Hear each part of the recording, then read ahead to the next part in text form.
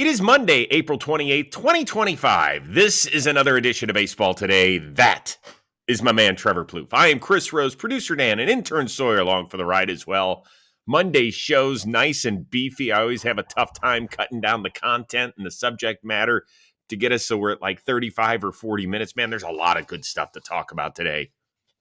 Time is a flat circle. Who cares how long we go, Chris? It is a lot to talk about. There was a lot of sweeps this week. There were some players coming out of kind of nowhere. And, you're kind of feeling under the weather. So I want our Baseball Today family to give one big virtual hug to our dad, C. Rose. We love you, man. And look, you're a soldier. This is your flu game. My flu game. This is it? This is it? Let's see how you do. Oh, my God. What did MJ have that day? What was it? 38, 39, 44, whatever it was? We'll push through. All I can tell you is this. If this had been at 3 a.m., we would not be recording right now. Hey, everybody's maybe in a different room in your house. Yeah. Everybody's got to deal with something. Let's deal with sign me up. This is already going to be the craziest finish of the year. Giants win the series against the Texas Rangers. 2-2 game in the ninth. And this is how it goes. Taps this one to third. And he sails it down the right field line. Ramos is on the move. And he is going to stop. No, now he's going to go to third. Here's the throw. It gets by him. Here comes Ramos. This game is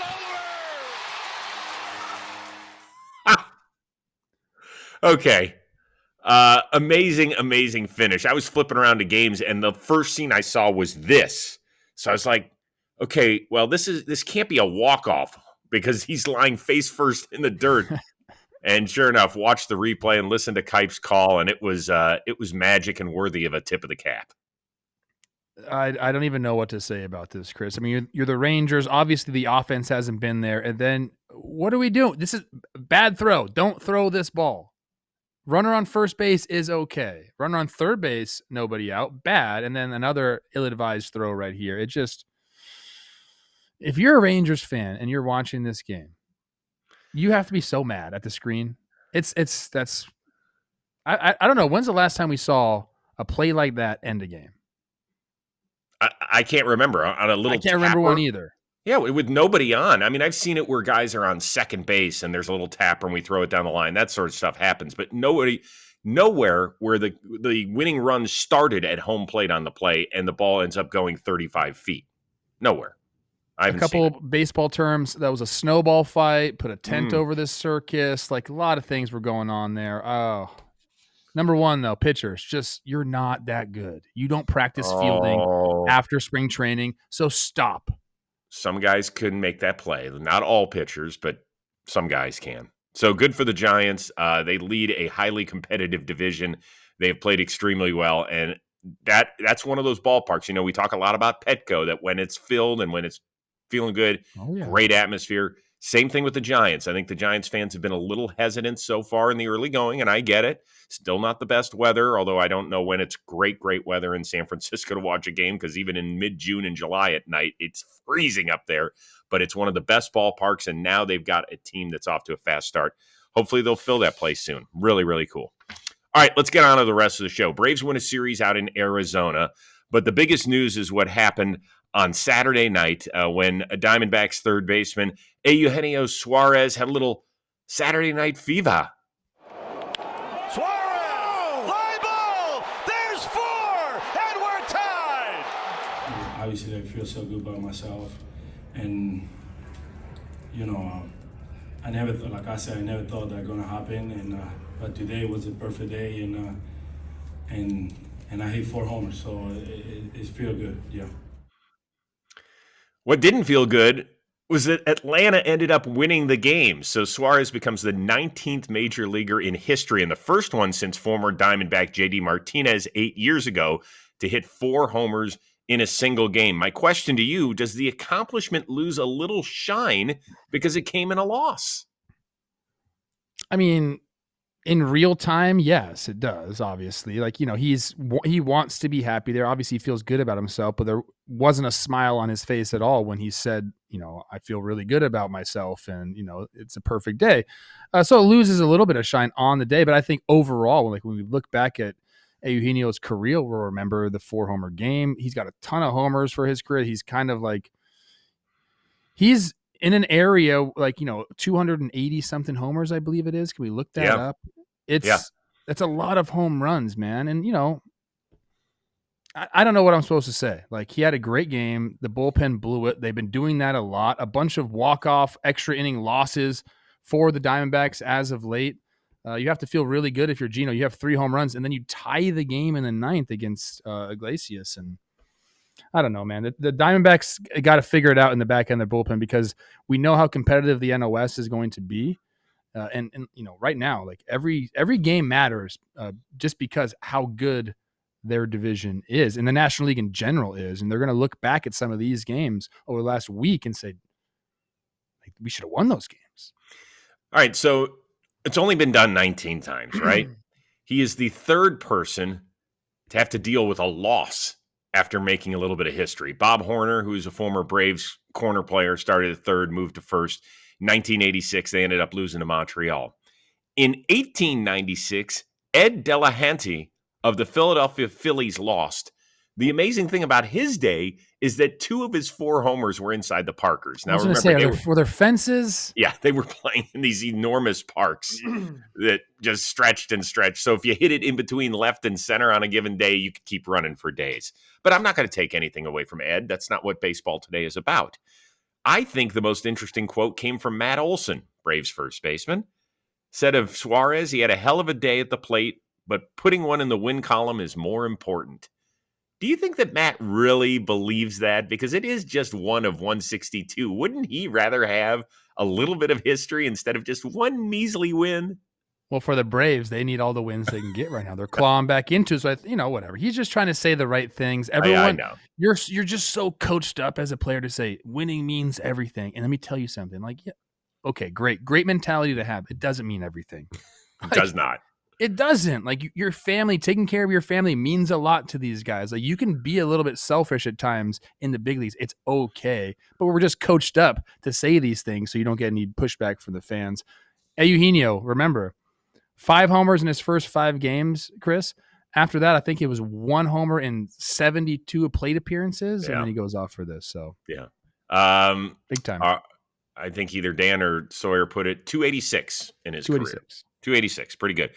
Before we move on, I just want to ask you this. Would you rather have a 4-homer game on your baseball resume? Once again, there's only been 19. Or a perfect game on your resume? There's 24 of those. Oh, I mean, you're talking about me specifically? What do you think most baseball, if you could be a pitcher, do you think that it's cooler to walk around and say, hey, I hit 4 homers in a game? Or do you think it's cooler to say, hey, I threw a perfect game? Even though it's less rare, I think the perfect game is cooler. I do too. And I think part of it is the drama. I think if you even would ask a fan, and we want to hear this from you in our comments section, would you rather attend a 4-homer game or a perfect game? I think most people say a perfect game. Yeah, I mean, you talk about the build up and like, okay, where's the pitch count at? Yeah. Who's coming up in the order? Oh my gosh, in this day and age, are they going to let him finish 9? There's a lot of things that go into it. And then obviously, like for a 4-homer game, there's been 3 losses in that, so can be overshadowed by that a little bit. But both incredible feats. But I agree with you. I think I'd rather throw a perfect game. It's really, I mean, you're not going to lose the game if you throw a perfect game. So basically, would you rather be Scooter Gennett or Philip Umber? Ooh. You played with Philip Umber, didn't you? I did, yeah. One time he was going to be the Mets savior, right? Yeah. He was a top 5 pick. Was it him, Pelfrey? Who was the other guy that was in that? Another big guy. Yeah. Phil Umber's awesome, dude. Really, really good guy. And so obviously I've talked about Pelfrey on the show before. One of my favorite teammates. Oh, it might have been Zach Wheeler. No, it wasn't Wheeler. It was another big guy. It was too early to be Wheeler. Yeah, that's a killer. It was another huge dude who was a big-time pitcher out of college. There was those 3. Who are you saying, Dan? No, John, not Neese. Dan, you're too young. You can look it up. Just type it in. You'll be able to tell. Don't try to do this off the top of your head, Danny boy. Come on. Good effort, though. I like it. All right. Speaking of big-time pitchers, let's move on to this. Dodgers take 2 out of 3 from Pittsburgh. The one that the Pirates did get was Friday night, the one that my man Trevor Plouffe saw in person. Paul Skenes. Of course, he grew up in Southern California. Actually saw a lot of games at Angel Stadium. This was his time to pitch at Dodger Stadium. Made Shohei look silly here. When they took him out after 9 Ks and they pulled him in the 7th, this was the response. Yeah, the family's happy as well. What an outing. They came to see greatness. They did. Okay, so that was more than just the 35 members of the Skenes party that was standing and clapping. You tell us, were there a lot of Dodger fans that gave him a standing O?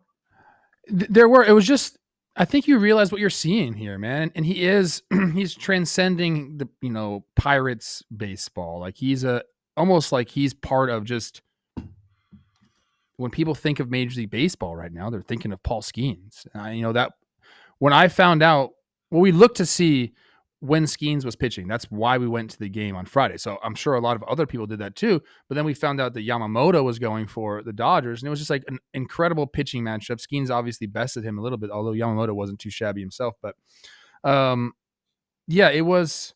I think people just realize what you're seeing, and he didn't disappoint, man. He's nasty and just such a free and easy 100 miles an hour just out of his hand. You just look up at the scoreboard. They had the fire flashing 100 miles an hour, and it just didn't look like he was trying to throw hard, man. And that's like the most impressive part. He's able to, honestly, we were sitting on right over the dugout, so it's hard for me to like really see the pitches. But the arm action, everything is the exact same coming out of his hand. And that's why you see a lot of the swings and misses that you see even Ohtani take, and the ball's going all over the place at, crazy different speed variations. He's impressive, man. Well, I think, and maybe I'm reading this wrong, so fans, you can correct me in the comments section if you think I'm off base. It has become a little Bonds-ish of 20 plus years ago, a little McGuire Sosa-ish of 98. Like when this guy comes to town for the one time a year, you want to see him dominate your team, but be losing 1-0 when he leaves. Like you want to be able to scratch across. You want to see, I don't know. It's weird because you're always rooting for your team to do well, but I think you do want to see something different, and he is something that's totally different. There was a graphic that was put out by somebody on social media. Lowest career ERA since 1877 with a minimum of 20 starts. Now, Skenes has made 29 starts. It sits at 206. The 4 guys who had better through the same number of starts, I believe, Ed Walsh, Addie Joss, Jack Feister, Smokey Joe Wood. Folks, these people haven't played in like the last 90 years.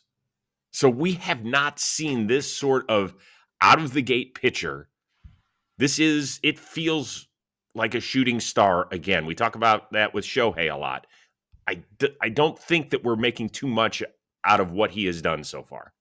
No, and what I'd really like to know is I want to know what average attendance is for the games or the places that he's pitched, and then the spike that he's provided. Because again, like we went to this Dodger game. I've been wanting to go for a little bit, but amongst friends, we're talking about, hey, let's go see Skenes pitch. And like I don't do that. Like, there's nobody else that really does that except for like my buddies. Like I want to go see Flaherty pitch or something like that, but that's different. Like we went specifically to see him pitch. Yeah, and you walked away extremely impressed and not disappointed. Yes. Yeah. I don't know if there's another pitcher outside of Shohei who's his own category. I don't think anybody else can drum up that sort of road curiosity, right? I think right now it's if people who are going to games to see specific players, it's Judge, Shohei, and Skenes. I don't think there's anybody else that are drawing. That's a better question. I like that one too. I like that one. Is there somebody that we're leaving off the list? I mean, well, we'll talk about a few other guys coming up. I would say that. Another tall guy did not have nearly as good a weekend throwing the ball at Dodger Stadium because our buddy Tyler Glasnow continues to leave starts early. He got through the first. He gave up a couple of homers to the Pirates, and then he goes out to warm up in the second inning, and it's just not right. There's something wrong with him. He is really, really struggling. diagnosed with something wrong with his shoulder, and you can tell right now he is out of his mind looking for answers. It's just been a thing, I think, like I said, like with changing stuff, I think it's been hard for me to find like a footing. And then if every time it's a little bit different, there's more stress on one part, and then I compensate doing something else. And like, I don't even know what it is or what's going on. I'm just trying to figure out like why it is that something new seems to be happening. It's just with Tyler, it's hard because, the not feeling good, the past injuries, how his body's not synced up, the mechanics of it. There's a lot of different pieces that you're trying to suss out to put him in the right mental place to perform. And so we haven't got there. We're not there. And so I don't know the solution right now. But we've got to kind of, number one, make sure he's healthy, and then kind of go from there. Dodgers said IL stint is definitely a possibility. What do you think of Dave Roberts' response? I think he's just kind of frustrated. I mean, it's how many injuries do the Dodgers have right now, especially to their pitching staff. I think that's where it comes from. And then, even listening to Tyler and what he's talking about, he's just saying like, I have injuries. I try to work through them. I overcompensate, trying to avoid that area that's injured. Then I get out of sync and I injure something else out. That's why I always say you got to just take your time. It's so hard when you get injured to like take your time and make sure you're 100% because you want to be on the field. That to me, like listening to him talk, he's going to go on the IL, and I bet it's going to be for a long time because they're going to say, Tyler, we're not going to rush you back whatsoever. It's going to be, I don't have any inside info, but this is months that he's going to be on the shelf. Like he needs to figure it out. They have so many people hurt right now, Chris. I mean, we talked about how like, hey, they don't care. That's kind of why they signed so many guys. They understand injury risks. Tony Gonsolin, Clayton Kershaw, River Ryan, Emmett Sheehan, Blake Snell, Gavin Stone, all starters on the IL, although Kershaw's coming back, I believe, tomorrow. Relievers, Gratterall, Grove, Kopech, and Trinan, all on the IL. Like they are on the struggle bus right now, more so than they could probably ever imagine. And I say all that, and they've gotten no contribution from Max Muncy. Their bench hasn't been great, and they're still 18-10. So like there is a silver lining to this, I guess. But listening to those comments specifically on Glass now, it seems like it's going to be a lengthy absence. Well, I think it's actually Gonsolin that's coming off to pitch against the Marlins this week. I thought I thought Kershaw's on Tuesday. Maybe not. Well, we'll have to look that up. But it is like a revolving door on the Dodgers starting pitching mound. It's insane. I listened to both press conferences, and I didn't text Glass. We'll let him have a few days here, and then I'll reach out and just say, hey, thinking of you. I hope you're good. But I will tell you this. Every time I talk to him, there are very few pitchers that are more in touch with what their body is doing on the mound than this guy. I would border it almost like compulsive. I think that's how I would call it, in everything with his delivery, what he's doing, how he's synced up, all of that sort of stuff. And I imagine as an organization, it gets a little like tiring. Like we want this guy to be out there. We made this huge trade, and that's what I think is going to happen.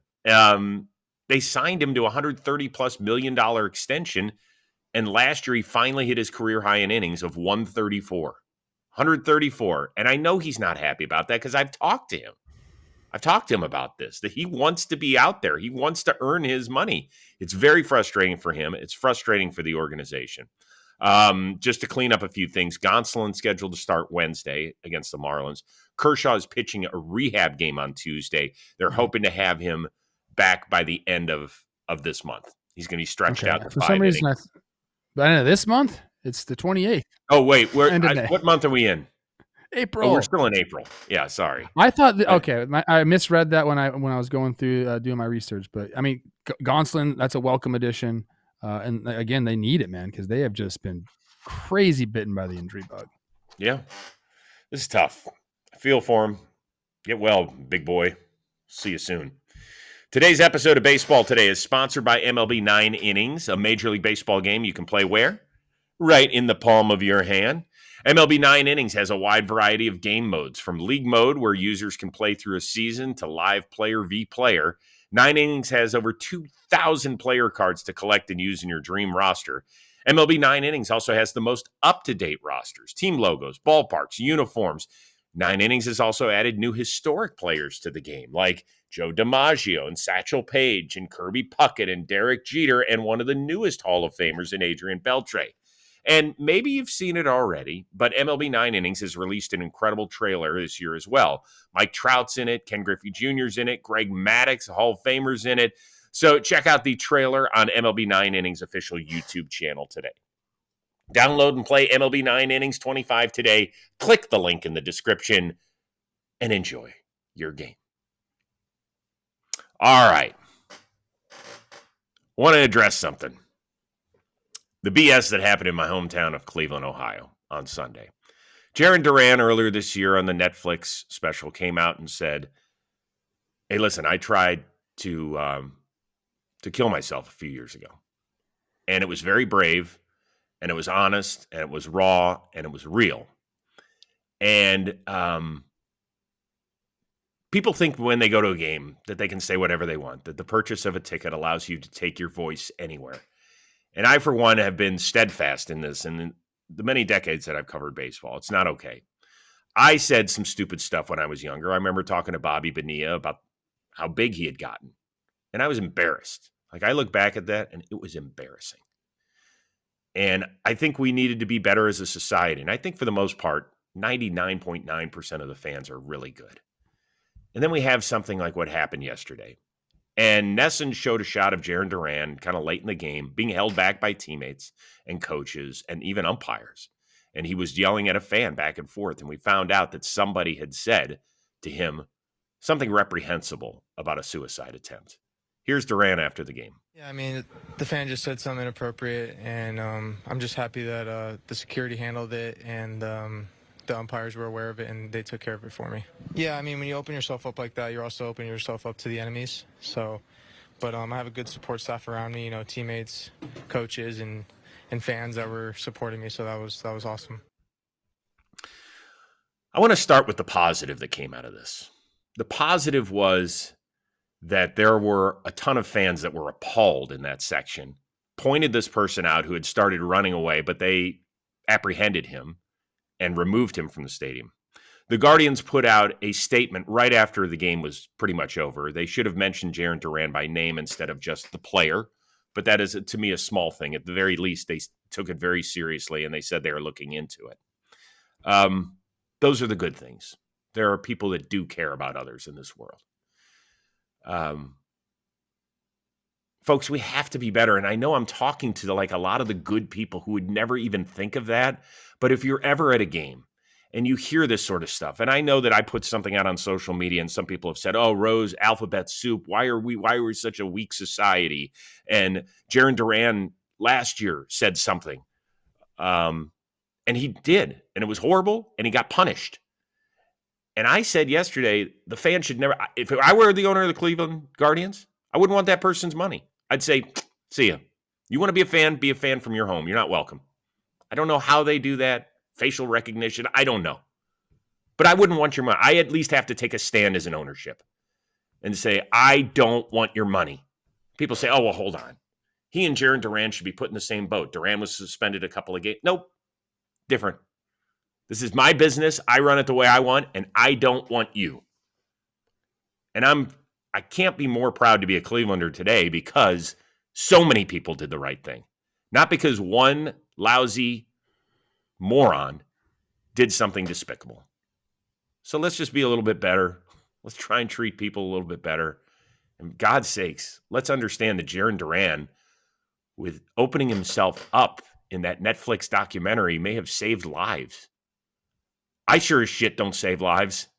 I don't know if you save lives. Jarren Durran might have saved lives, saying it's okay to talk about your mental health struggles. We're in it together. You crushed it, Heroes. I don't have much to add. People will point, we live in a society, it's free speech. Yeah, you can say you're not going to go to jail, but doesn't mean it's free from consequence. Like, some people need to get their butt kicked, Chris. I see that more and more as I get older. I'm like, that guy needs to get his butt kicked. That guy needs to get slapped around a little bit. Like, you need to learn that there are some consequences for acting like an idiot. So I hope this guy does learn that. And yes, I agree with you. Like, he shouldn't be able to come back to the games. Yeah. It's disheartening. It was really disheartening to see that. And people have said, well, did you feel bad that it happened in your hometown? There's idiots all over. Yes. There are. Doesn't matter whether it's in Cleveland or Boston or New York or Kansas City or Arlington, Texas. They're all over. And there's really, really good people that care too. And I think that's the most mostly important good thing. people. Yeah. Mostly good people. Oh, you ain't kidding. You ain't kidding.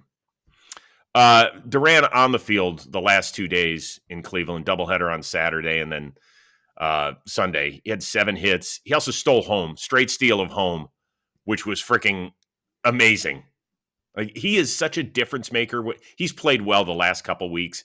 I don't think you can find 5 more important offensive players to his particular team than Jarren Durran because of his speed power combo. No, it's so fun to watch. You know, we know his year last year, I think, surprised a lot of people. 8-7 WAR just because of all those extra base hits, the way he runs the bases, the way he plays the outfield. I actually liken Pete Crow-Armstrong to a Jarren Durran. So the fact that we're already comparing young guys to a Jarren Durran just shows you how much, like, what impact he's made on the game. It's that play was awesome right there, because that was not just willy-nilly. Like, there were things that he saw. So all the catchers setting up too far behind. Obviously, left-handed pitcher, so his back's to him. A lot of things go into making that decision. Where's Jose Ramirez playing? Like, a lot of things go into that. He made the decision and went, and what a slide too. Yeah. Perfect. Everything was perfect. Everything was perfect except that it happened against my team, and then I couldn't enjoy it nearly as much. Durran, before we move on, last year, 83 extra base hits. The only players in baseball with more were Shohei, Aaron Judge, Bobby Witt Jr. So you're talking about the 2 MVPs and the guy that finished runner-up to Aaron Judge in the MVP. That's a damn good year. 60 extra base hits is a great season. Right. To have 83. Wow. 4 sweeps over the weekend. Reds, Rockies. Rays took care of the Padres. Tigers tamed the O's. Your Twins took it to the Halos. We're going to do one thing from each series very quickly. So you'll go, then I'll go for the same series and so on. Let's start with the Cincinnati Reds, who all of a sudden have made a little bit of a move. What do you got? I'm just curious if Noelvi Marte is for real, because he had a great series. The numbers overall in the season are great. He got a few knocks in that blowout against the Orioles, against the position player. I think he had a homer too. But that's what Cincinnati needs, is a guy like him to, be the counterpart to an Ellie De La Cruz on their offense, to a Matt McLain. If he is the real deal, then we could see what we've been hoping for the last couple of years. Like, that Reds team could make the ascension into the playoffs. So the Reds and the Cubs are the only 2 teams above 500 in the National League Central right now. Austin Hayes, when they signed him, I was like, man, I don't know. He got traded to Philly last year, seemed kind of lost. Well, he found it, particularly when he came off the IL. He has been incredible. He's got 1,200 OPS. He's a veteran guy. I think he has got an all-star game on his resume. So he has done it, but he signed him to what? 1 year, $5 million deal. You just mentioned it. They're looking for other dudes that can help carry the offensive load, and he's done a really, really nice job. What about Tampa Bay at Petco? Silencing the Padres. I mean, they swept them, but to me, like, the outfield defense was on display. Not only Chandler Simpson, Cameron Meisner, and Fernando Tatis Jr. I mean, there was just a bunch of great outfield play. I mean, defensive play in general, but watch this throw by Tatis. I think it was almost 103 miles per hour. How about the tag, though? How about the tag of the plate? Just an incredible play. Quick. Cashy. Coming out. I'd like to see that again. Yeah, Simpson robbed the homer. Meisner ended the game on a play. Like, it was fun to watch. Here, this is he slides up against the wall right here, and a guy that's probably never played in Petco before. Right. Understanding where he's at in relation to the wall is very impressive. You mentioned Chandler Simpson. He has successfully gotten a hit in every game he's played. Look at this. I don't think I've ever seen a guy beat out an infield single when the ball's been hit there. I mean, it wasn't like, oh, well, the defense, it took him a while to get the ball out of his – no. This is like a ground ball to second base. And he is fun to watch. They are 6-2 since they called him up. You mentioned the outfield play. He took a home run away from Manny Machado, which, it wasn't exactly Adam Jones in the World Baseball Classic, but it was in the right neighborhood. And I love watching. This is why they made the rules changes the way they have, is to have young athletic players who we want to go see at the ballpark, whether it's beat out an infield hit or make a great play in the outfield or the infield. This is what that move was all about. And this kid he is fun. Yeah, speed is fun. Tigers. I mean, they are on a roll. What do you got with them? What did I send to Dan? I actually forgot. We sent these all over to Dan. I forgot what I said about the Tigers. Oh, well, perfect. Oh, Javi Baez. Huh? Welcome back, dude. That's exactly right. Almost forgot you, like we kind of forgot about you last year. Third on the team for position players in WAR. He's hitting 300. It's all light. It's all singles, but he's contributing. So we're getting, we talk about like Kinstry. We talk about Torkelson, obviously Kerry Carpenter, but guys contributing kind of out of nowhere on this Tigers offense this year, who, by the way, they have the best record in baseball since August 11th last year. But Javi Baez contributing to that team has to be like the most, like, so much fun, and so they have to be so happy because what they got last year was horrendous. Yeah, it caused a lot of changes in that organization, but they're crushing first place in the AL Central. And Javi Baez is like, he's in 300, Chris, and he's doing it as a center fielder. Like, that's what's amazing about it, right? They've had obviously some injuries to their team, and they're waiting for guys. Parker Meadows is down for several months. Matt Vierling isn't back yet. And so they almost needed to plug him in and put him somewhere, but they're like, we're not going to put him at shortstop. Sweeney, that'll be your place. And for him to go do it as a center fielder is unreal. I will just say this. They have won all 5 of their series at Comerica Park, which is now becoming one of the really, really good home field advantages in this sport. There is a different atmosphere, and I don't know if it's because the broadcast sounds different. The fact that they brought in Benetti last year, he has upped the energy of watching a Tigers game. But now that they're really good, he and Andy Dirks, when he primarily does the games as an analyst, really good listen and watch. They have won, as I mentioned, 5 home series this year. They swept Baltimore and the White Sox. They took 2 out of 3 against the Yankees and the Padres, 2 of the better teams in baseball, and 3 out of 4 from the Kansas City Royals, who, of course, were a playoff team a year ago. I don't know what's happened to the Orioles. Oh, boy. But other than that, what? You mentioned Andy Dirks. It's really funny because obviously we know Jason Benetti is incredible, but Jake and I were talking about this series, and I was like, dude, Andy Dirks is like a fun listen. I really like him. He's awesome. Yeah, so. He's great. They are a funny. Shout out. They are funny, and they can do baseball when they need to, but they play off of each other great. Really, really well. Let's do a bunch of quick hitters. Oh, sorry. Rose, what a jerk I am. I almost blew right past your Twins. Took care of the Angels. What do you want to say? You can gloat about them. Go for it. Look how they smart needed this, Chris, although, again, it was against the White Sox and the Angels. No offense, Angels fans, but I do have Joe Ryan, absolutely dominant performance, and there was one pitch in particular through this nasty sweeper. 7 innings pitched, 11 Ks. Look at that thing. Boy, that is. Look, they need a lot to go right, but Joe Ryan pitching the way that he can pitch is one of them, and the right people coming into town. This is exactly what happened last year, Chris. They were not playing well, then they went on a 12-game winning streak, primarily against the White Sox and the Angels. Could this spark them? Maybe.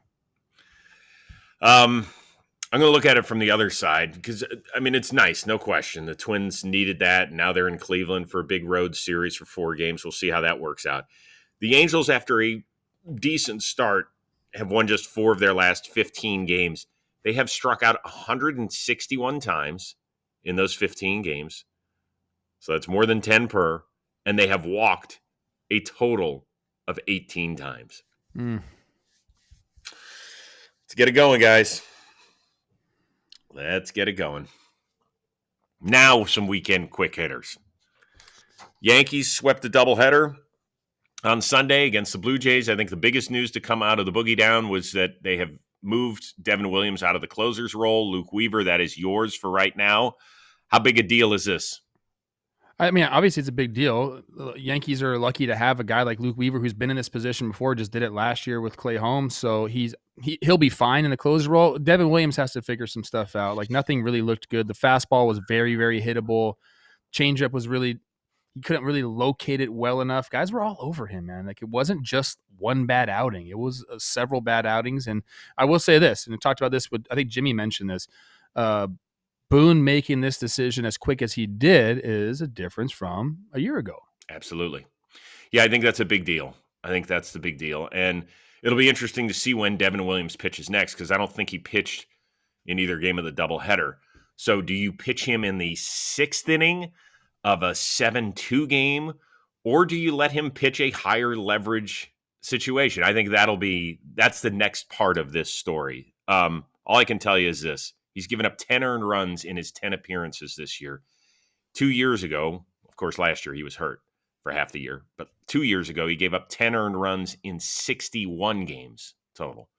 But he's not he's not the only closer that's dealing with this, right? We've talked about Clase, Griffin Jacks, who's a high leverage guy for your Twins, has struggled. Iglesias at times has struggled. Edwin Diaz has one of the worst ERAs in the Mets bullpen, if not the worst. So it's not his fault. His legs, man. I know, man. His fault. I know. His one leg's bigger than the other. Yeah, I get it.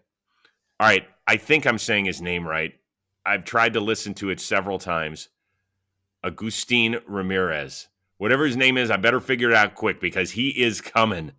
How excited should Marlins fans be with this kid who just made his major league debut within like the last week and is teeing off at this level? You crushed the pronunciation. Acento on the teen, so you did a good job right there. You should be really excited because, look, anyone can get off to not anyone, like people get off to fast starts, quite frequently in the big leagues, but his is kind of backed up by the metrics. Like the swing speed is there. The quality of contact is there. It's been that way through the minor leagues. If you haven't watched this guy hit or swing the bat, holy crap, go watch. Like he is not getting cheated. I'll say that. And look, hey, win-win trade. Yankees get Chisholm, and he's been good for them.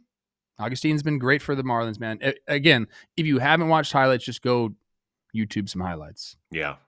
He has 7 extra base hits in 5 games, an OPS over 1,700. And here's the most remarkable stat. He has put 16 balls in play as a big leaguer. 7 have exceeded 100 miles an hour off the bat. You doing some barreling, kid. Keep it up. And by the way, Marlins fans, whatever keeps you interested in the game this year, be excited about. I don't care if it's 1 week of production or 3 months. Whatever it is, find something, latch onto it, be excited. What? It's tough. They're in the National League because they're 12-15, like hovering around 500. Yeah, played well. Yeah, played well. All right. Speaking of playing well, Nats twice walk off the New York Mets this weekend. Sunday they got it done thanks to a Pete Alonso throwing error. As Jolly said, that was the first Metsy sort of loss all year. So shake it off, Jolly. What did the Nats show you this weekend, if anything? They're a fun, young, energetic team. We know that, and sometimes it comes back to bite them. Dylan Cruz kind of taking a bad route or being too aggressive on a Mark Vientos flare down the right field line, allows 3 runs to score, but then he ignites the rally to get them over. CJ Abrams scoring from first base on a ground ball up the middle was awesome. So I've talked about this for years, man. Like they have the pieces there for a young core to be built around. Like, I don't know if they're going to do it this year. Maybe 2026 is the year, but they have some really, really fun players. And James Wood looks like he is the absolute real deal. Yep. We've talked about him. He's not coming. He's here. And that's awesome. And you also talked about Cruz. He started the comeback on Sunday, right? They were down 5-0 before they hit. They were down 6-0 in the second, and they just kind of clawed their way back in this thing. He's hitting over 400 with 4 homers in the last 9 games. So the top 2 picks of that draft, if we get something special out of it, Skenes and then Cruz, that could be really fun. All right. The tarp monster got one of the dudes in Washington when we had a rain delay. Guy all the way at the top of the screen. Yeah. Gets rolled over.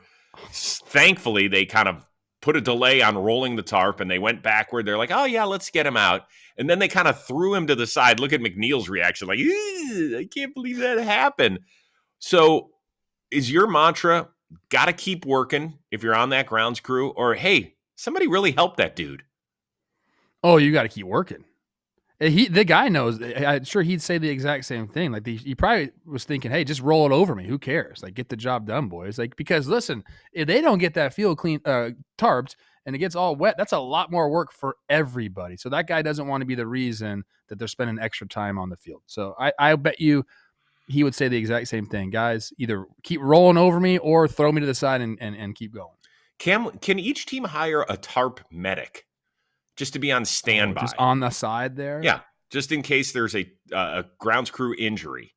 I wonder how many times they actually practice that. I always got to know the grounds crew because they're great.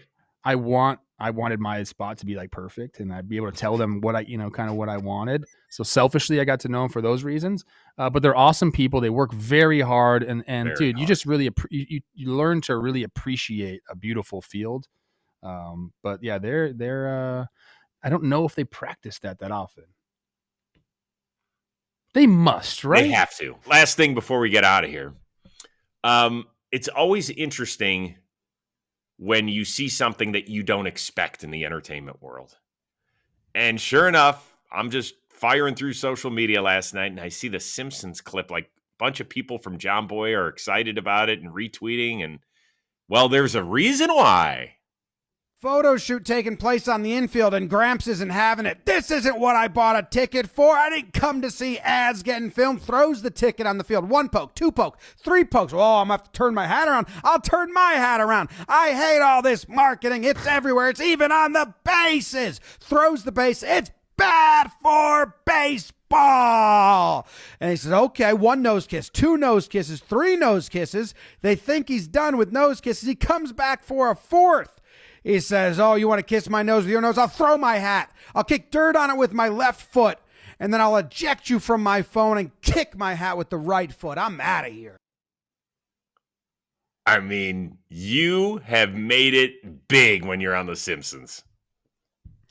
I did not see that.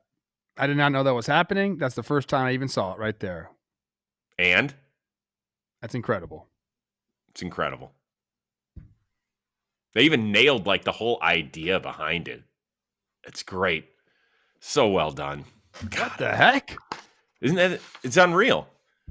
Unreal to have made it there. God dang. All right. Good job, Jimmy. I'm going to have to text him about that and see how that all came together. Yeah, my smile's not leaving. That's awesome. Couple things to clean up here. For whatever reason, if you don't like and subscribe, please do. Give us a thumbs up. That's important. Keep the comments coming in our section. We want to hear what you think of what we're saying, because I love the discourse. I love going back and reading, because it's important for us in order to continue to kind of grow as a show. We really want to understand. Substack, a couple people in particular. Blaine Brunson, Brian Burgundy, thank you for mentioning that you love baseball today. That does not go unnoticed. Latest episode of Dugout Discussions with Chris Rose is out. It's going to start coming out Sunday at 2 o'clock Eastern. I didn't do a good enough job promoting that over the weekend, but Willie Adames of the San Francisco Giants is fantastic. Watch him. Plus, we have a Cubs edition of Baby Ball Players, which is phenomenal. There are some Shota ended up doing it with us, and I think he's the star of that clip. So go take a few minutes out of your day and go watch that stuff. It's good. Anything else you got for us before we adjourn for the day? No, it's a good, meaty episode. I know. Chris, and I'm starving right now, so I'm going to go make some breakfast. I'll pass on food right now, but I'll let you know tomorrow how that goes. For our one-of-a-kind producer, Dan Rourke, our awesome intern, Sawyer, that is the uber-talented Trevor Plouffe. I am Chris Rose. We will see you Tuesday here on Baseball Today.